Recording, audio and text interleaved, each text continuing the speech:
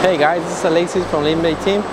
Today I'm going to show you how to make the change in the sensors. Normally the sensor will be on the blade, also in the hydraulic punch, and sometimes can be in your movable base for the cutting. So for this time we have two sensors.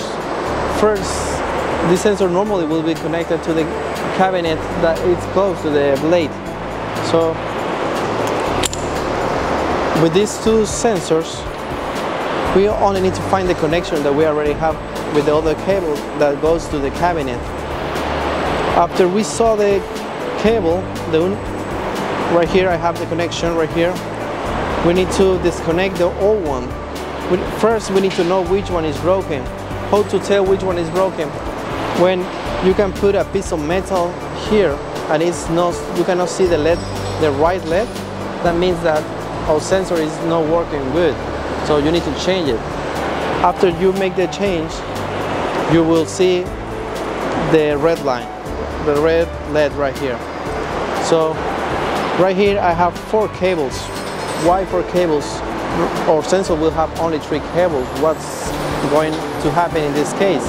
Well, in this case we have 3 cables. Which one? One is for the 24 voltage that normally will be the red one with the wrong one. The wrong one comes in the sensor. Then we have the black one. Which black one? It means that that's assigned to the cabinet. And the last one is the blue one. That means that it's 0 voltage. But we have one more cable from the cable to goes to the cabinet.